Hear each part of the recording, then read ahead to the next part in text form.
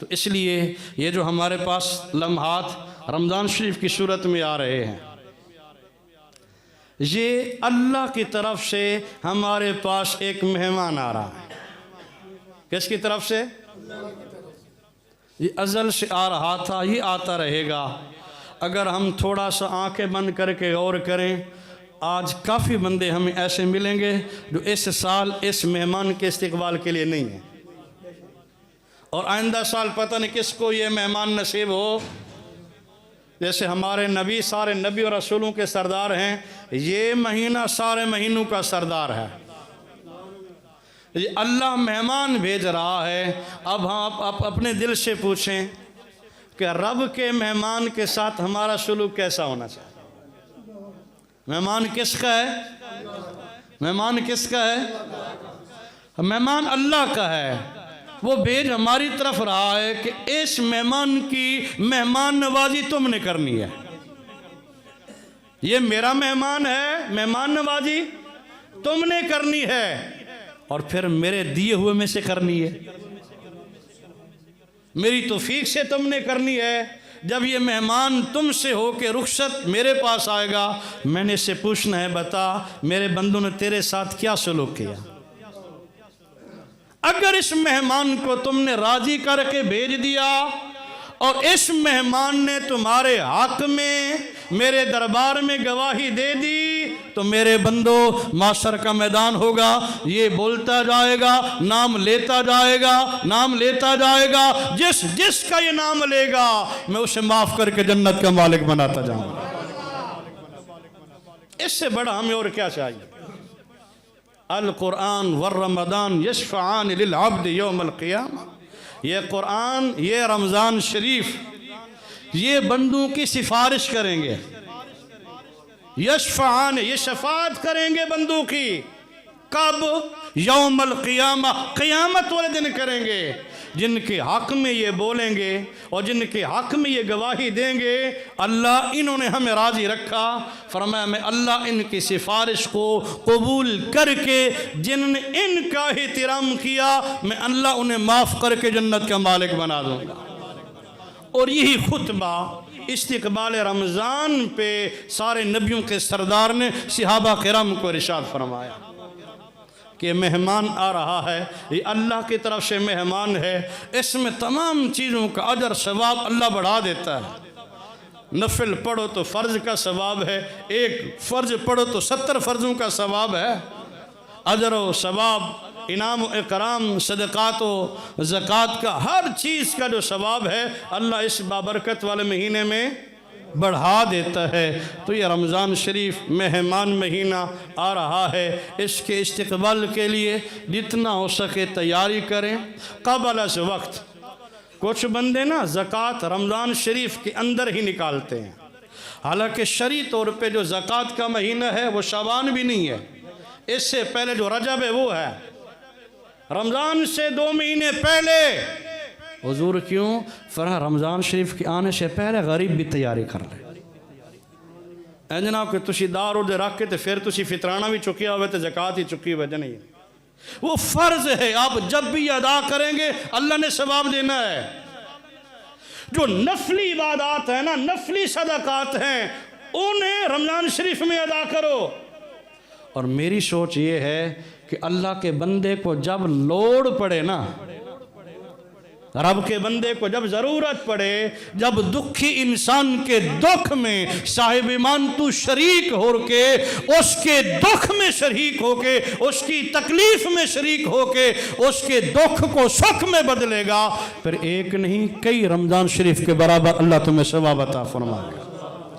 اس اعتبار سے بھی نبی کریم صلی اللہ علیہ وسلم، صحابہ کرام رضوان اللہ تعالیٰ اجمعین، ان کی جو تعلیمات ہیں، ان کی جو افکار ہیں، ان کی جو تبلیغات ہیں، ہمیں آمادہ کرتی ہیں کہ یہ ایام رمضان شریف کا چاند آنے سے بھی پہلے جس کے ذمے روزے کا فدیہ بنتا ہے نا، وہ بھی رمضان شریف کے آنے سے پہلے ادا کرے۔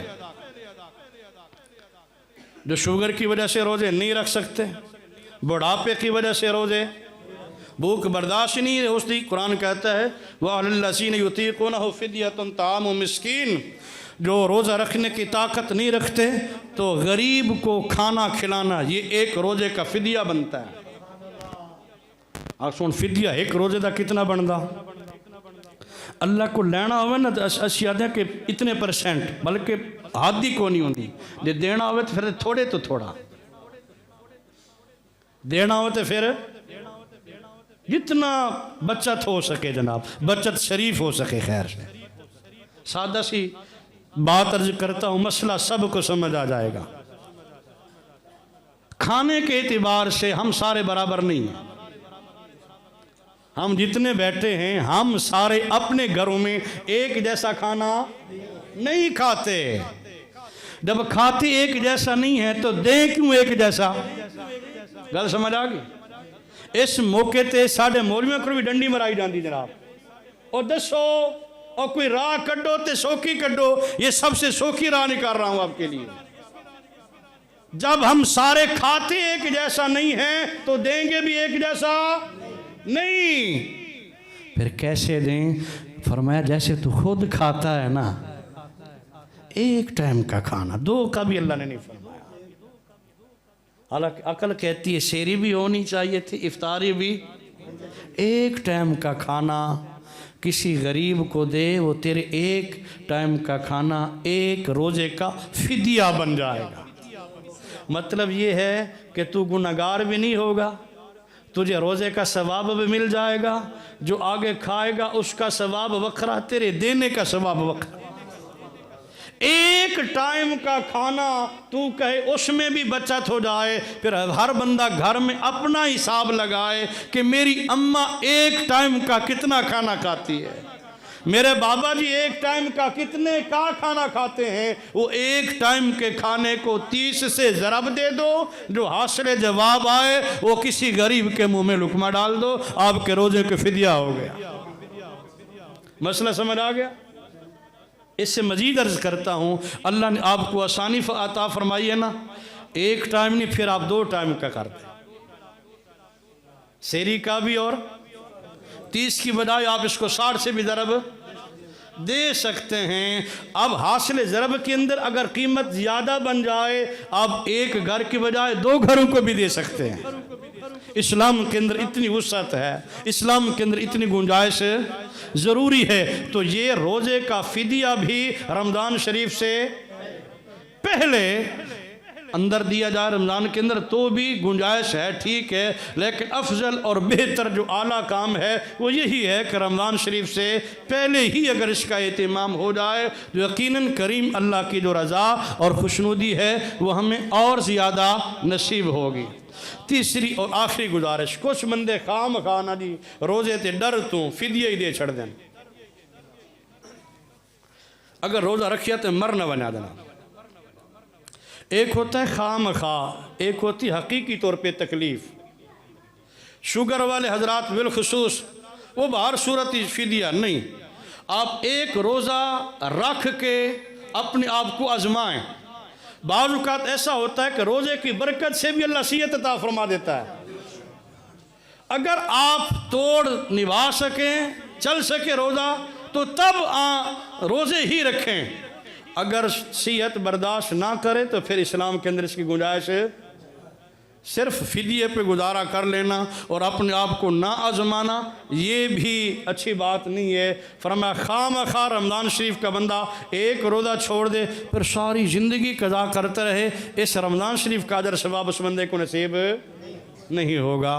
تو یہ گزارشیں تھیں، فطرانہ ہے وہ بھی قبل از وقت، روزے کا فدیہ ہے تو بھی قبل از وقت، رمضان کی آمد سے پہلے سحری افطاری جو بھی معاملات ہیں روزے کی تیاری کے اندر اپنی جیسے تیاری کرتے ہیں، اپنے محلہ کے جو مفلس نادار اور جو غریب افراد ہیں ان پہ بھی نظر رکھتے ہوئے رمضان شریف کے آنے سے پہلے ان کے گھر کے اندر بھی رزق کی بہار ہونی چاہیے۔ بارگاہ اللہ کریم میں دعا ہے اللہ ہم سب کو مل جل کے اس مہمان کا صحیح طریقے سے استقبال کرتے ہوئے اپنے دربار میں سردار ہونے کی توفیق